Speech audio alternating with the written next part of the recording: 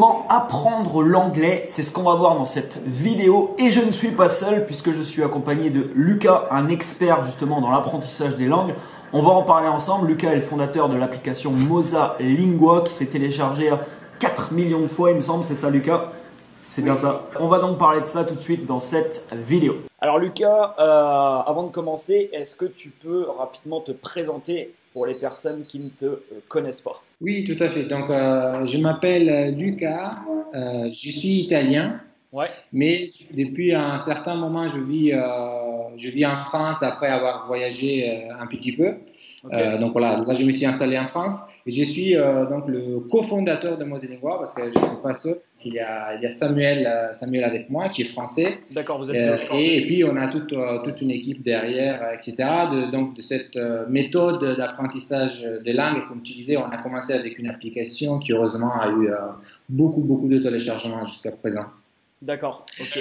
Et en plus, oui, je voulais rajouter, donc moi, avant l'aventure Mosa Lingua, j'avais déjà cette passion pour les langues étrangères.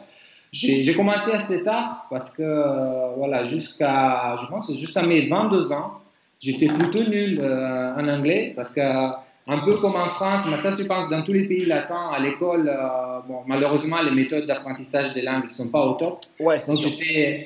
J'étais assez bon à l'écrit, on va dire, mais quand je devais parler, c'était galère, et même pour la compréhension, donc j'avais vraiment une grosse crainte, et voilà, l'anglais pour moi c'était un peu quelque chose de difficile et sorcier. Ouais. Et après, j'ai vu qu'en fait, petit à petit, j'ai vu que c'était facile, c'était possible. J'ai commencé par le français, et après le français, j'ai appris plusieurs langues, et là, c'est devenu un peu mon passe-temps. J'ai en appris 6 jusqu'à présent. Tu parles 6 langues, ok. Oui, 6 langues en plus de l'italien, qui est ma langue maternelle. Hein. Ok, bah, j'aimerais bien être comme toi. Je t'avoue que moi j'ai commencé tard aussi l'apprentissage et ça a été, voilà, c'est vraiment une des plus grosses erreurs que j'ai fait, c'est au début de ne pas m'intéresser vraiment à l'anglais. J'ai commencé à apprendre à mes 25 ans à peu près et tu vas me le dire, je ne sais pas si c'est vrai, mais j'ai déjà entendu qu'après 25 ans, ça devient... Alors c'est tout à fait possible bien sûr d'apprendre une langue, mais ça devient un petit peu plus compliqué pour le cerveau, on va dire. Si tu veux, c'est vrai qu'il y a des fenêtres de tir, c'est-à-dire qu'il y a des moments de la vie où des choses changent, mais c'est pas vrai les 25 ans. En fait, on constate que bien sûr quand on est petit, on a une certaine facilité, mais cette facilité est due au fait qu'on est vraiment beaucoup exposé à la langue. C'est-à-dire, tu vois, disons que moi je vais apprendre le japonais aujourd'hui, c'est une des choses que je voudrais faire, ouais. Mais moi par rapport à un enfant japonais, j'ai le désavantage que pour m'exposer à toutes les heures de japonais qui sont, on va dire, c'est quelque chose de normal pour un enfant japonais, alors moi il me faudrait beaucoup plus de temps, etc. Ouais, donc il y a cette première partie quand on est vraiment petit parce qu'on est beaucoup exposé aux langues étrangères, et après il y a une autre fenêtre, on va dire un autre moment de la vie, ça commence pendant l'adolescence, mais c'est plutôt pour l'accent.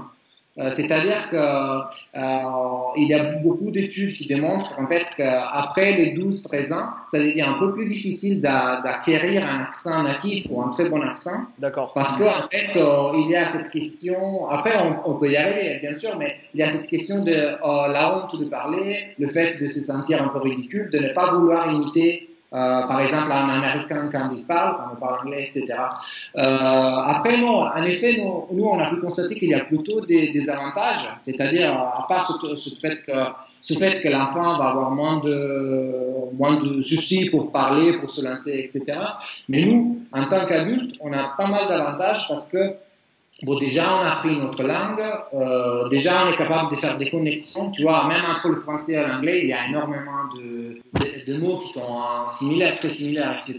Ouais, donc, on est capable d'appliquer ces concepts déjà de façon rationnelle à une langue, à l'apprentissage d'une langue. Donc, non, c'est pas une grosse difficulté pour moi à commencer à 25 ans. Ok.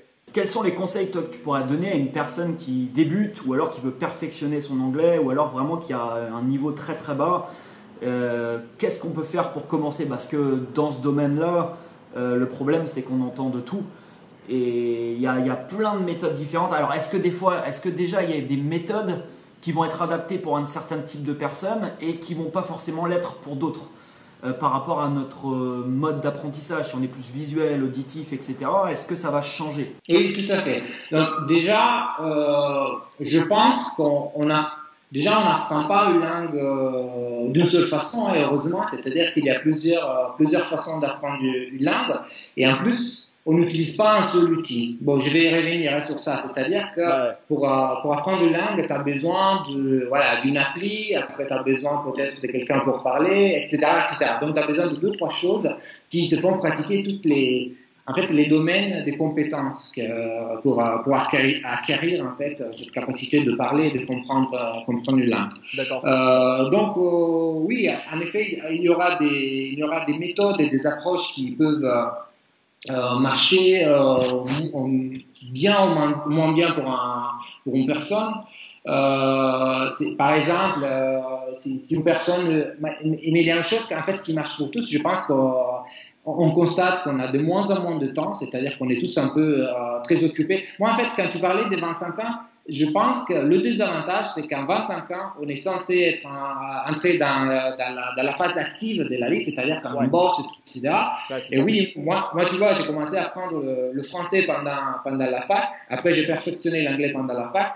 J'avais beaucoup plus de temps. C'est-à-dire que, voilà, j'avais pas le boulot, la vie de famille, tout, etc. Donc, c'est vrai qu'on a moins de temps. Donc, c'est vrai que ça peut être un désavantage. Après, pour tous, je pense que ça marche quelque chose qui ne doit pas prendre beaucoup de temps chaque jour, qui est assez facile et qui est efficace, et moi j'aime dire qui donne des quick wins, non, comme ils disent les Américains. Donc les quick wins, c'est que quoi? C'est des petites victoires, des petits trucs qui veulent dire là j'ai progressé, il y a quelque chose qui commence à marcher, donc ça me stimule pour continuer. Parce que sinon, si on étudie 2-3 mois et on voit que voilà, on a rien pigé, ça continue comme au départ, on va dire bon, je vais pas y arriver, on va se combattre en fait qu'on n'est pas capable, qu'on peut pas apprendre l'anglais, que les autres sont des génies parce qu'ils parlent anglais, et des choses comme ça. Ouais, je pense. Et puis je pense que si on se met la pression à se dire on va faire 1 heure, 2 heures, 3 heures d'anglais par jour, ça devient plus un loisir, c'est une obligation, c'est quelque chose qu'on a limite pas trop envie de faire, on va pas trop y prendre de plaisir.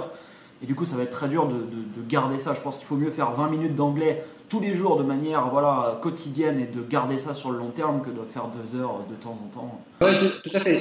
De toute façon, tu vois, le bachotage, ça va pas marcher avec l'apprentissage d'une langue. C'est plutôt, comme tu disais, être régulier, c'est très important. C'est-à-dire que si on arrive à faire même 10 minutes, 15 minutes par jour, tous les jours, et c'est quelque chose qui est vraiment à la portée de tous, parce qu'on a tous 10 minutes, 15 minutes, etc. On peut facilement le voir. On peut vraiment faire des petits pas qui vont nous faire des gros progrès. Et là, tu soulignes aussi un autre aspect qui est très important, c'est-à-dire essayer de le transformer en quelque chose de ludique. Moi, en fait, si tu veux, aujourd'hui, apprendre, ça peut sembler bizarre, mais moi, j'ai détesté apprendre les langues, et en particulier l'anglais quand j'étais à l'école. Parce que voilà, ça ne me plaisait pas, la méthode, on lisait seulement, on faisait beaucoup de grammaire, etc. Et quand j'ai commencé à reprogrammer mon cerveau et à dire, voilà, ça peut être ludique, je peux utiliser des films, je peux utiliser du matériel audio, peut-être, il y a des choses qui me passionnent et je peux le faire en anglais. Alors là, j'ai associé en fait l'apprentissage de langue, en particulier de l'anglais, à quelque chose d'agréable. Et donc, c'est-à-dire que moi, aujourd'hui, quand je dois pratiquer l'anglais, pour moi, notre langue, c'est plutôt quelque chose d'agréable. Alors qu'avant, quand on me disait, là, il faut étudier un peu d'anglais, je disais, oulala, encore, là, je vais... Voilà, et je pense que l'aspect psychologique, il est très important. Donc, avant, tu me demandais un peu des conseils quand on va apprendre une langue. S'il y a une chose qui peut s'appliquer à tous, je pense, c'est un travail au niveau de la psychologie. Nous, en fait, on a constaté que l'école, surtout dans les pays latins, fait des ravages, c'est-à-dire qu'il y a plusieurs choses qui vont faire que aujourd'hui, les personnes qui n'arrivent pas à s'exprimer en anglais vont avoir un vrai blocage. Et en fait, nous, c'est vrai qu'on essaie d'aider les gens à dépasser ces blocages. Et quand je parle de blocage, c'est la peur de parler, le fait qu'on ne veut pas parler parce que peut-être on s'autorise des fautes dans notre langue maternelle, mais en anglais on veut être parfait, par exemple. C'est ça, ouais.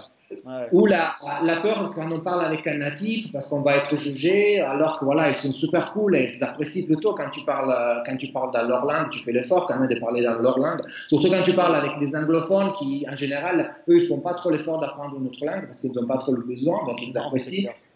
Et en général, ou voilà, des choses, la peur d'être ridicule, la peur des blancs, qu'on sait pas, le fait de ne pas comprendre, de ne pas dire, c'est toutes des choses qu'on peut dépasser. Et je pense que ce travail sur la psychologie, un peu sur la timidité, etc., c'est très important. Parce qu'en fait, si à un certain point on ne se met pas à parler, à pratiquer et à faire des fautes, donc j'ai parlé du perfectionnisme, ça c'est un autre truc vraiment qui empêche les gens de maîtriser une langue étrangère. Si on ne fait pas des fautes, on ne se lance pas, en faisant des fautes, en n'étant pas imparfait, en ayant peut-être un accent bizarre, etc., on va pas s'améliorer. Voilà, en fait, si tu veux, on dit toujours que, j'aime répéter que l'anglais, c'est pas une connaissance. Tu vois, si tu dois te former sur un truc comme le marketing ou, je sais pas, sur l'histoire, etc., c'est une connaissance. Donc, tu vas lire et tu vas, à un moment donné, être capable d'en parler. Non, apprendre une langue, maîtriser une langue, c'est plutôt une compétence. Et les compétences, c'est comme jouer au tennis. Tu dois pratiquer, tu dois prendre la raquette, sinon tu vas jamais t'améliorer. Ouais, c'est ça. Mais comme tu dis, c'est énormément, je pense, relié à la confiance. Pour avoir beaucoup voyagé ces 2 dernières années,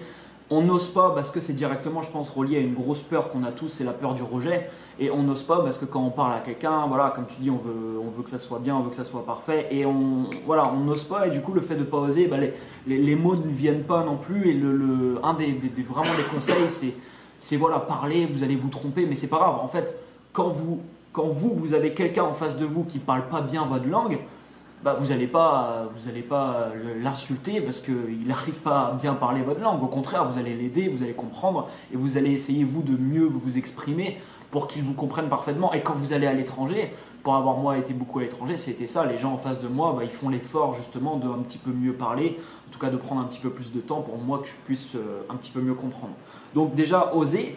Et comment on peut faire parce que, comme tu dis, c'est important de pratiquer, mais quand on est dans notre pays d'origine et pour les gens qui n'ont pas la possibilité forcément de voyager, comment on peut faire, quelles sont les solutions aujourd'hui pour pouvoir pratiquer avec quelqu'un, je sais pas moi, un quart d'heure de conversation tous les jours, qu'est-ce que tu pourrais conseiller à ce niveau? Oui, là encore une fois, tu vois, moi je pense que aujourd'hui, en fait, c'est le meilleur moment d'apprendre une langue parce qu'on a beaucoup de facilité. Moi, quand j'ai commencé, c'était hyper compliqué. C'est-à-dire, si tu voyageais pas, moi, j'ai eu la chance après de faire l'Erasmus en France, mais avant, moi, j'avais jamais parlé avec un francophone en français. Donc, c'est-à-dire que moi, c'est à Nice. Je suis arrivé à la gare, c'est la première fois. Oui, j'avais parlé un peu avec moi-même, mais c'est pas la même chose. Donc, j'avais essayé un peu comme ça. Mais les premiers mots, je l'ai dit comme ça. Alors qu'aujourd'hui, tu vois, il y a plein de sites qui te proposent de chercher. Tu peux faire 2 choses en fait. Le tandem linguistique, c'est-à-dire que tu vas trouver quelqu'un, par exemple pour un francophone, quelqu'un qui est en train d'apprendre le français. Donc il y a beaucoup d'anglophones qui apprennent le français. Et en fait, vous allez faire par exemple un échange d'une demi-heure ou d'une heure, et vous partagez en fait la poire en deux. Vous dites moitié du temps on va parler en français, l'autre moitié on va parler en anglais, et il y a cet esprit d'entraide, et c'est l'avantage c'est que en fait c'est gratuit, et puis ça permet aussi de se faire des amis. Et moi j'ai des Brésiliens, je les ai connus comme ça, et là on échange, on est en contact, et ça me permet aussi d'avoir un pied dans le pays. Bon, entre parenthèses, c'est un pays que j'adore, le Brésil. Voilà, première solution. Après, si on est un peu plus pressé, c'est-à-dire qu'on ne peut pas, cette phase où il faut parler français, c'est mon cas, et moi je le fais plus désormais, je le faisais plutôt avant. On peut trouver des tuteurs en ligne, et c'est des personnes en fait que pour des prix très raisonnables, il y a qui va de 8 jusqu'à une trentaine d'euros, mais on en trouve à 10, 15 euros de l'heure. En fait, ils vont parler avec toi une demi-heure, une heure. Il y a même des sites aujourd'hui qui proposent j'avais vu des entretiens de 30 minutes en illimité avec un abonnement mensuel. Et c'est sur Skype, on parle avec une personne, donc j'avais vu ça et il y a plusieurs solutions comme ça. Moi, personnellement, la plateforme que je conseille, c'est Italki ou Italki. Italki, ok. Et parce que là, c'est un mécanisme assez simple, c'est un peu pay as you go. Donc, en fait, tu vas payer un cours, tu vas essayer. En fait, il y a un mécanisme où tu vas Tu vas même avoir un cours d'essai pour voir un peu si le prof est sympa, si vous entendez bien, etc.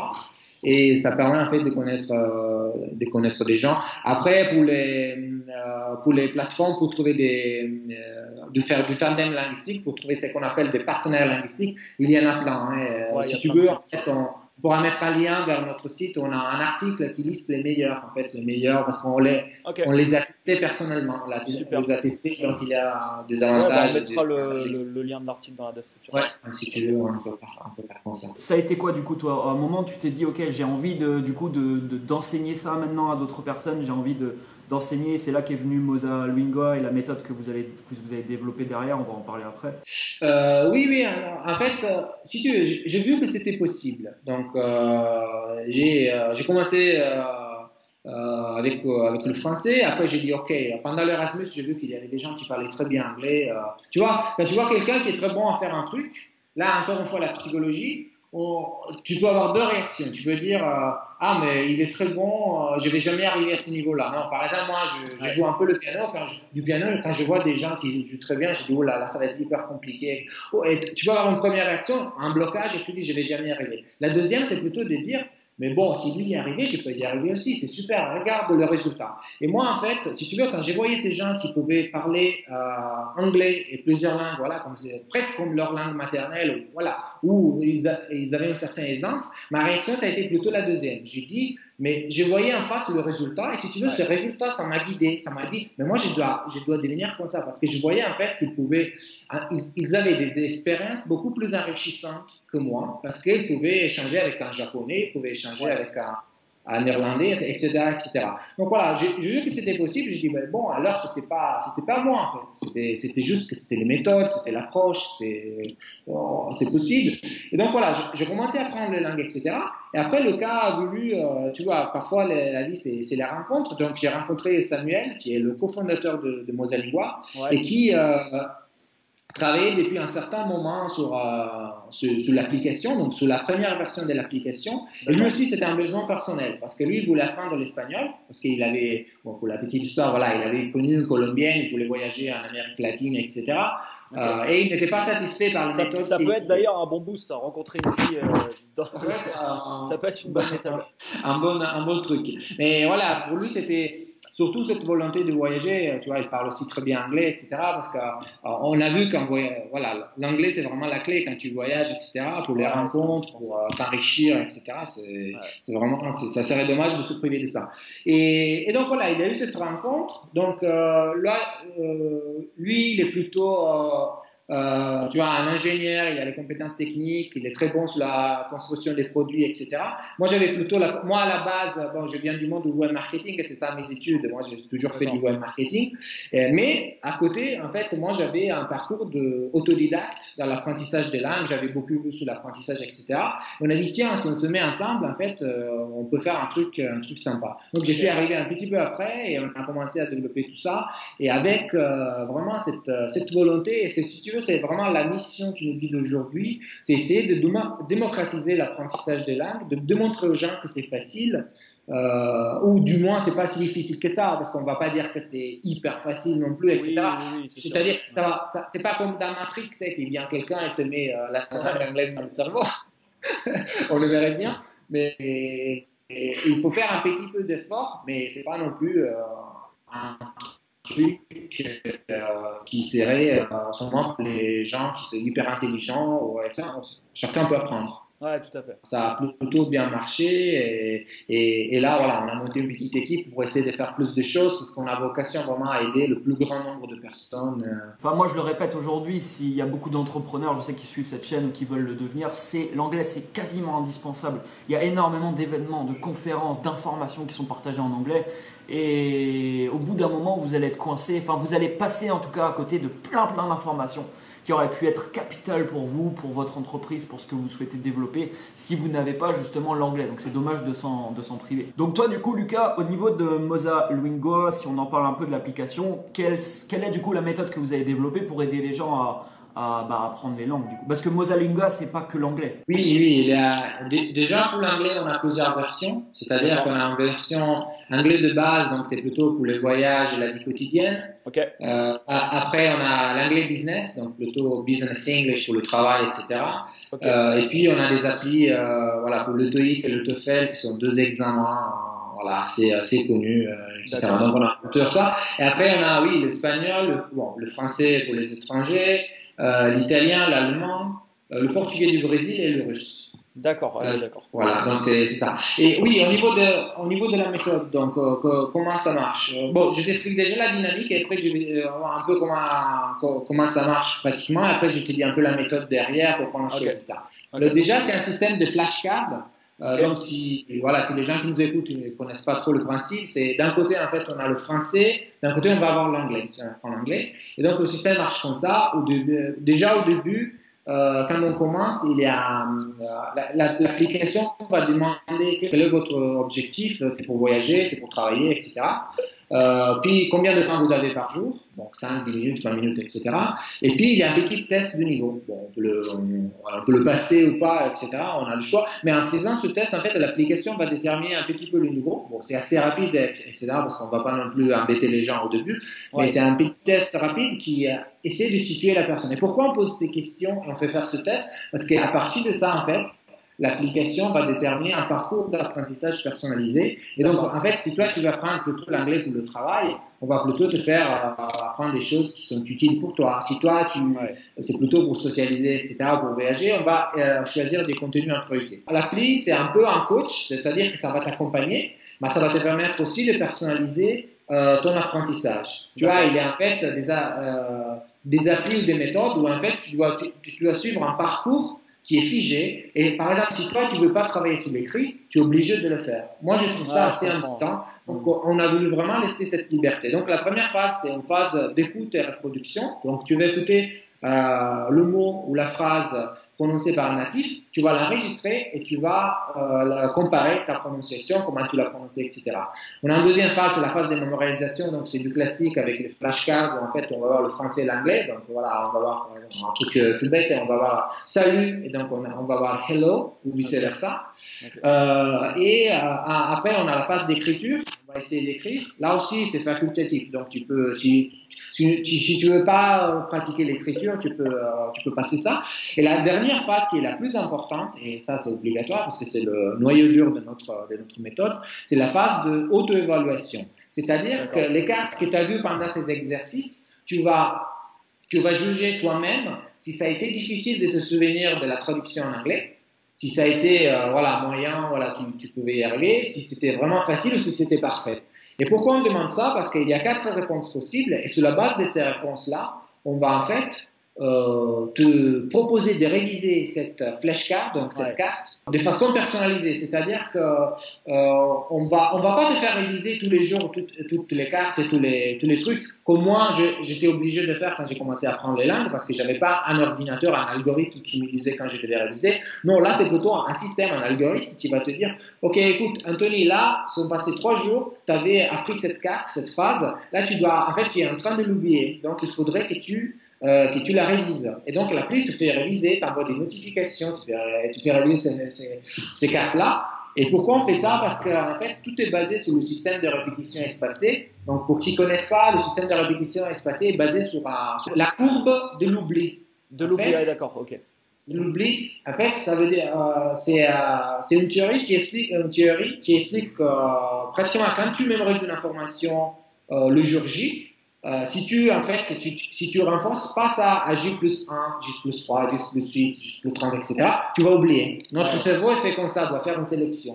Par contre, si tu vas mettre des petits rappels, par exemple, après 8 heures, après un jour, après 8 jours, etc., alors ça va rentrer dans ta mémoire à long terme.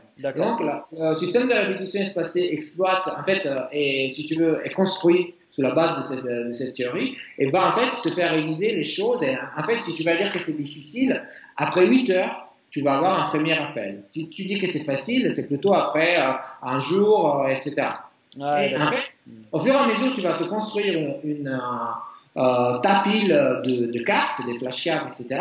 Et tu vas les réviser chaque jour, mais tu vas pas réviser comme ça, on va dire au pif, tu vas plutôt les réviser de façon intelligente, c'est-à-dire l'algorithme va pas calculer quand tu dois la réviser. D'accord. Voilà, ça c'est un peu le système de base. Les aspects importants, c'est en fait qu'il y a du coaching d'un côté, donc dans l'appli, il y a comme une petite prof qui à chaque fois te donne des conseils, elle t'encourage. On travaille beaucoup sur cet aspect psychologique, on a vraiment beaucoup insisté sur ça parce qu'on pense que c'est clé. C'est beaucoup basé sur le vocabulaire au début, parce qu'on pense qu'au début, la grammaire, si on fait trop de grammaire au début, ça peut être plutôt quelque chose de négatif que de positif. Je m'explique. En fait, si on connaît trop de règles de grammaire au début, c'était mon cas quand j'ai commencé à pratiquer beaucoup l'anglais, on doit être parfait, on va à chaque fois tourner la règle dans notre tête, on va dire, mais en fait, on dit comment, etc. Alors que c'est mieux d'avoir déjà des phrases, des mots toutes faites, on va dire, des phrases toutes faites, comme ça, on va se lancer, on va parler, et après, quand on a commencé déjà à familiariser avec les sons d'une langue, commencer un petit peu à comprendre, à se débrouiller, on va, oui, bien sûr, faire un peu de grammaire pour perfectionner, pour parler, voilà, de façon plus élégante, pour travailler un peu sur le style. Ouais, puis comme tu dis, en plus, pour moi, pour voyager beaucoup et pour pas forcément comprendre tout ce qu'on me dit, quand on a du vocabulaire, le fait que quand quelqu'un nous dit une phrase ou on entend une phrase sur une vidéo, quelque chose, et on arrive à repérer un ou deux mots, on va généralement réussir à reconstituer le sens à peu près de la phrase. Donc là, c'est très intéressant parce que le fait d'élargir comme ça son vocabulaire, ça fait qu'on va réussir à chaque fois, même si dans une phrase on n'a pas compris, je sais pas moi, 4 mots, et il y en a un ou deux qu'on a compris, le sens de la phrase, généralement, on va réussir à reconstruire ça et à le comprendre. En fait, tu mentionnes une vraie stratégie de compréhension. Et nous, c'est vrai dans l'appli, on donne beaucoup on les appelle language hacks. Donc, un peu les astuces pour l'apprentissage des langues, on aime bien ça. Et ça, c'est un truc, c'est-à-dire on explique comment se concentrer sur les mots importants de la phrase. Donc, par exemple, dans une phrase où il y a le futur, si toi, tu ne maîtrises pas le futur et tu vas en fait entendre tomorrow, donc demain, tu vas déjà avoir un marqueur, on les appelle les marqueurs. Tu vas avoir le verbe, quand tu as du vocabulaire, tu comprends le marqueur et le verbe, voilà, tu arrives à situer et à comprendre un peu l'intention. Après, en plus, quand on parle, c'est aussi plus facile. Ou quand on regarde des vidéos, il y a aussi la gestualité, le visage, etc., la communication non verbale qui aide, etc. Toujours sur l'appli, une autre chose qui est très importante pour nous, en fait, on a beaucoup travaillé sur l'efficacité. C'est-à-dire que, déjà, la méthode du système de répétition espacée est vraiment hyper efficace. Mais on a fait un gros travail sur le contenu. C'est-à-dire qu'on ne va pas te donner, tu vois, moi je me souviens, à l'école j'ai appris plein d'animaux en anglais, alors que ça ne me sert pas, franchement. Combien de fois je parle des animaux? Je te donne un exemple comme ça, mais il y a plein de choses qu'on apprend et dont l'utilité est plutôt, on peut en discuter. Moi, je pense par exemple les animaux, on n'a pas besoin d'apprendre tous les animaux de la Terre en anglais, on ne va pas les utiliser, à part si on travaille dans ce domaine-là. Ouais, c'est ça. Et donc, on a du contenu qui est vraiment utile et qui du coup il est personnalisé en fonction du test qu'on fait au début. Okay. Et nous on avait travaillé sur les listes de fréquences. Donc les listes de fréquences, c'est des listes que des chercheurs analysent sur la base de plusieurs critères pour voir quels sont les mots et les phrases qui reviennent plus couramment, par exemple, à l'oral. Et nous, c'est vrai qu'on s'était appuyé sur des listes. En fait, les chercheurs avaient analysé les sous-titres des séries américaines. Et ils avaient vu en fait quels sont les 100 mots, les 300 mots, les 1000 mots qui reviennent plus couramment. Et c'est vrai que dans l'appli, tu vas prendre ça en priorité au début. Okay. Et puis un autre aspect, toujours sur l'efficacité, tu vois, notre appli, en fait, on ne va pas te donner la fausse impression d'apprendre. Je m'explique, en fait, il y a pas mal de systèmes et méthodes d'apprentissage qui vont te faire des choses. Moi, personnellement, je trouve que le test où tu vois une image et que tu dois l'associer, tu as un mot et tu as 4 images, donc tu as par exemple, je sais pas, on parle d'animaux, on a tiger, tu vois un koala, tu vois des tigres, après tu vois des autres, et tu dois associer. À mon avis, c'est pas trop utile parce que le cerveau, il travaille pas beaucoup à la fin. Voilà, c'est assez facile, on va trouver des repères, etc. Donc nous, si tu veux, on travaille un peu sur l'aspect ludique, gamification, parce que c'est important que les gens s'amusent aussi un peu. Mais nous, on aime plutôt dire que c'est pas forcément que c'est un jeu, notre appli, mais que le fait d'avoir des résultats, des quick wins rapides, ça va rendre le processus amusant et addictif. Parce qu'en fait, moi, je peux te le dire, quand j'ai commencé, par exemple, à apprendre le portugais du Brésil, et je voyais qu'après peu de temps, je pouvais un petit peu me débrouiller, regarder des vidéos et comprendre un peu en général le sujet, etc. Mais ça, c'est une petite victoire qui me disait, mais franchement, là, je vais m'y mettre encore un peu avec Mosalingo, je vais continuer parce que déjà j'ai 200 mots, 200 flashcards, et déjà, je suis capable de faire ça. J'imagine pas à 1000 cartes ce que je peux faire. Donc, tu vois, on essaie plutôt de motiver par ça plutôt que par l'aspect jeu, gamification, etc. On y travaille un peu sur ça, mais c'est pas une priorité pour nous. Pour nous, la priorité, c'est l'efficacité, c'est-à-dire que le rapport temps, le temps que tu mets et le temps d'utilisation de l'application, ça doit correspondre au maximum des résultats. Nous, on aime bien la loi de Pareto, tu vois. On dit toujours 20% d'efforts pour 80% des résultats. On peut l'appliquer aux langues aussi, et c'est vrai que ça peut marcher. On peut se concentrer sur le 20% de la langue anglaise, par exemple, qui vont donner 80% des résultats. On peut l'appliquer dans plein de domaines, la loi de Pareto aussi pour les langues étrangères. Ouais, c'est vrai que j'ai utilisé moi personnellement justement l'application Mosalingo. Vous avez le lien d'ailleurs dans la description pour la télécharger. Et j'ai trouvé ça vraiment intéressant de pouvoir comme ça revenir à chaque fois. Ça fait que ça s'ancre dans la mémoire. Les mots s'ancrent dans la mémoire, et comme je vous dis, quand vous avez du vocabulaire qui commence à s'élargir, quand vous écoutez une vidéo, quelque chose, et surtout dans le domaine, voilà, si vous êtes dans le business, sur internet, etc., et que vous allez écouter des choses, il y a plein d'informations, comme je vous disais tout à l'heure, intéressantes en anglais, mais le fait de repérer comme ça quelques mots, on va réussir à reconstituer le sens de la phrase. Alors, un petit truc que je peux partager en anglais qui, moi, m'a beaucoup aidé. Et je me suis dit, quand on m'a appris ça, je me suis dit, mais pourquoi on m'a pas appris ça à l'école? C'est le fait que en fait tous les mots, alors tu vas peut-être me contredire d'ailleurs Lucas, ou tu vas me dire si tu as déjà entendu ça, mais on m'a dit que tous les mots qui finissent en anglais par Asian, c'est à peu près les mêmes en français. Sauf que la finition c'est Asian et non Asian. Donc par exemple, je sais pas moi, nation, en anglais ça donne nation. Et il y a énormément de mots en fait qui sont dans ce cas. Et il y a, je sais plus combien il y en a quand j'avais vu cette règle, mais il y en a vraiment beaucoup, et ça m'a beaucoup aidé parce que souvent quand je cherche quelque chose, j'essaye de trouver un mot comme ça, et ça me faisait penser à quelque chose. Ça c'est des règles toutes simples. Voilà, tous les mots en Asian, je change, mais Asian, alors il doit y avoir quelques exceptions, je pense. Mais c'est des petits trucs qui sont à connaître et qui peuvent permettre de faire des grands pas, je pense, aussi en avant. Non, mais je ne veux pas te contredire parce que tu as raison, il y en a plein comme ça. Ouais, tu mentionnes un exemple, on ne va pas donner d'autres exemples, mais il y en a plein comme ça, on les donne aussi dans l'appli aussi, justement. Ouais. Et plein d'astuces, des choses, aussi, à nouveau, un autre aspect psychologique, quand on va commencer à apprendre l'anglais, même si on est nul, même si on n'a jamais fait d'anglais, en fait, si tu veux, on va pas partir, on part pas du niveau zéro. Pourquoi? Parce qu'en fait, les deux cultures se sont énormément influencées. Et il y a plein de mots en commun. Plein de mots en commun. Bon, il y a ce qu'on appelle les false friends, donc les faux amis, mais il y a aussi les true cognates, on les appelle, donc des mots qui sont vraiment similaires, qui sont très similaires, qui vont nous aider pour parler. Ok, super. Si on peut résumer un peu ce qu'on a dit. Déjà, le premier aspect, l'aspect psychologique extrêmement important. Comme tu l'as dit, si on est persuadé qu'on ne peut pas apprendre les langues, ça sera le cas. Même si on fait tous les efforts du monde, je crois que ça ne va pas marcher. Et moi, c'était des blocages que j'avais, comme tu l'as mentionné, depuis l'école. Parce que à l'école, je me considérais, c'était le mot, comme une merde en anglais. Et je me le disais à moi-même, je suis une merde en anglais. Et ça, c'est resté très longtemps dans ma tête. Et je pense qu'il y a encore un peu de reste aujourd'hui. Tu vois, donc ça c'est de faire ce travail et de se dire ok, c'est possible pour moi, j'en suis persuadé. Ensuite, comme tu l'as souligné, le fait de faire de répéter ça quotidiennement, je veux dire d'avoir un apprentissage qui est quotidien. Parce que personnellement, j'ai pris des cours moi avec des profs, on se voyait 1 à 2 fois par semaine, ça marche pas.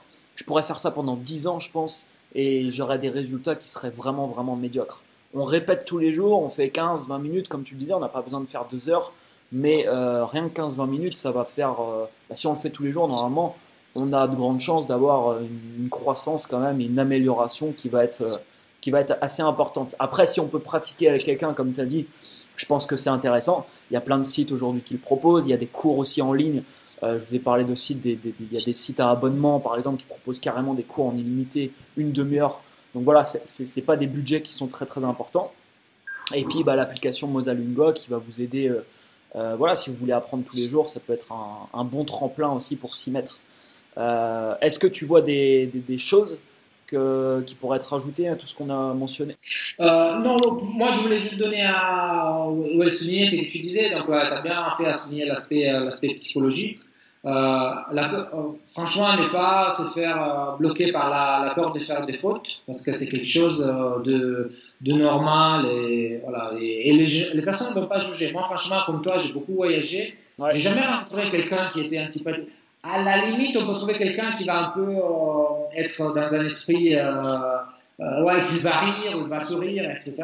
Mais moi, j'ai réagi avec un sourire. En fait, je m'amuse avec la personne. Parce que pourquoi? Je fais un travail sur moi-même pour dire que je suis plutôt dans une attitude positive. Après, voilà, au-delà de l'aspect psychologique et de la régularité, les façons pour apprendre pratiquement, parce que voilà, quelqu'un peut se poser la question comment je fais pratiquement. L'apprentissage du vocabulaire, pour moi, c'est à la base de quelqu'un qui apprend. Donc, comme tu disais, avec notre appli, vraiment, c'est pas mal parce qu'elle fait pratiquement la plupart du boulot pour la révision, etc. S'exposer beaucoup à la langue, c'est-à-dire essayer d'écouter des podcasts. Voilà, il y en a plein. Hein, franchement, il y en a plein. Ouais. Si on est passionné, par exemple, si on est passionné par l'entrepreneuriat ou le développement personnel, il y a l'embarras du choix. Franchement, on peut en trouver beaucoup. Ou il y a des podcasts avec un niveau un peu plus facile pour quelqu'un qui est débutant. Donc, comme ça, on peut travailler sur ça. Et c'est là aussi, tu vois, moi par exemple, personnellement, j'ai fait une dizaine de minutes, 15 minutes avec l'appli. Et après, j'essaie d'écouter tous les jours quelque chose dans la langue originale. Parce que comme ça, je vais familiariser. Après, il y a des mots que je vais chercher, je vais voir, etc. Ça me permet d'améliorer. Et après, à un certain point, sans trop décaler ça, dire, voilà, je vais me lancer quand même. Là, par exemple, nous on dit quand vous avez un certain nombre de mots et de phrases, etc., quand vous commencez à avoir 300, 400, 600 cartes, etc., mais pourquoi ne pas essayer d'avoir une conversation, par exemple, avec un tuteur, avec quelqu'un, qui va être là aussi, il va savoir qu'on est débutant, donc il ne faut pas avoir peur et se lancer, commencer à parler. Et moi je pense que ça peut être il faut un petit peu se préparer, voilà, justement pour que ça soit pas négatif, etc. Mais la plupart du temps ça se passe hyper bien, donc essayer de parler. Et pratiquer. Avec ces trois aspects, voilà, on va travailler sur le vocabulaire, c'est vraiment on va dire le pilier de l'apprentissage d'une langue. On va travailler sur la compréhension orale, c'est quand même très important parce que quand on parle avec quelqu'un, quand on est, comme tu disais, regarde des vidéos, etc., c'est hyper important. Et puis, au moment donné, un des buts très importants quand on apprend une langue, c'est de s'exprimer. Voilà, comme ça, on travaille sur les trois choses. Et petit à petit, on y arrive, et franchement, n'importe qui peut y arriver. Hein. Moi aussi, j'étais convaincu comme quoi que moi, j'étais pas doué. Les gens qui parlaient en langue, moi, je les admirais. Je disais, ils doivent être super intelligents, hein, ces gars qui parlent anglais, etc. Alors que franchement, tout le monde peut parler anglais. C'est juste une question de méthode, d'approche et d'attitude. C'est rien d'autre. Ouais, tout à fait. Je le pense aussi. Et puis, il faut avoir, je pense aussi, une réelle motivation à l'apprendre parce que si on est un tout petit peu motivé et qu'on se dit bon, ça marche pas quoi, ça marche pas parce qu'on n'a pas la persévérance pour continuer. Il faut être vraiment motivé. Et la bonne question qu'on peut se poser dans ce cas-là, c'est ok, qu'est-ce que va m'apporter l'apprentissage d'une langue? Et là, moi par exemple, dans mon activité, ça m'apporte énormément de choses. Ça m'apporte plein d'informations, ça m'apporte plein de contacts, Et quand je pense à ça, quand je pense aux résultats, je me dis mais waouh, c'est dingue quoi. Si je maîtrise parfaitement l'anglais, je vais passer à un autre niveau quoi. Je vais pouvoir il va y avoir plein de possibilités dans ma vie qui vont s'ouvrir. Et ça apporte aussi cette motivation qui va être nécessaire à persévérer tous les jours pour apprendre les langues. Quoi. Oui, tout à fait. En fait, tu touches à un point qui est important, la motivation. Et en fait, nous, à un certain moment dans l'appli, on dit pourquoi on suggère, il faut trouver une bonne motivation pour continuer à apprendre, pour être régulier. On les invite à écrire sur un papier des motivations, etc. Et on donne 7-8 raisons pour s'inspirer, etc. Okay. Parce que c'est important d'avoir ça bien dans la tête, etc. Parce que ça va après nous aider pour apprendre.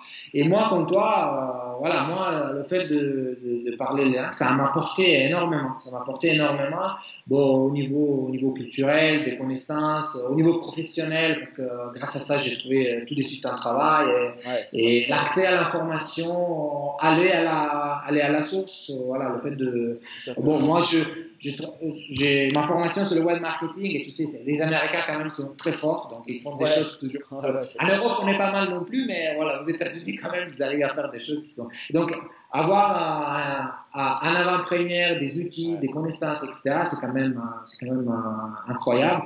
Et si on est passionné de voyage, le fait de parler au moins anglais, ça ouvre énormément de possibilités, les rencontres. On peut passer des super soirées. En fait, ça serait dommage de se priver de tous les échanges qu'on peut avoir avec les gens. Comme tu dis, ça serait dommage vraiment ça serait dommage de se couper à côté de toutes ces informations, toutes ces rencontres et tout ça, juste parce que on n'a pas envie de s'y mettre et de se motiver. Voilà, c'est en effet, comme tu disais tout à l'heure, c'est pas facile, mais ça se fait, c'est possible. Il faut s'en convaincre. Moi, ça m'a pris des années pour m'en convaincre et me dire, je vais parler anglais couramment. Alors, c'est pas encore gagné actuellement, mais actuellement, je peux avoir déjà des conversations basiques avec des gens.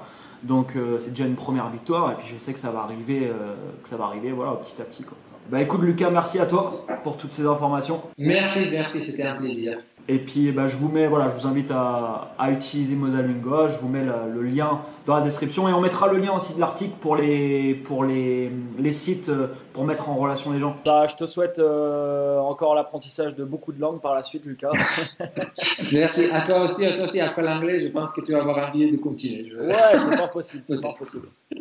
Allez, merci beaucoup, Anthony. Merci à toi. Je vous dis à très bientôt. Mettez un énorme pouce comme d'habitude en dessous et partagez cette vidéo à toutes les personnes qui pourraient être intéressées justement à apprendre directement l'anglais. Merci pour votre écoute. N'hésite pas à laisser un commentaire d'ailleurs si tu as des astuces ou voilà, si t'es passé par là et tu connais des hacks entre guillemets comme on disait tout à l'heure pour apprendre l'anglais, ça peut être intéressant de partager ça. Et je vous dis à très bientôt pour une prochaine vidéo. Ciao ciao.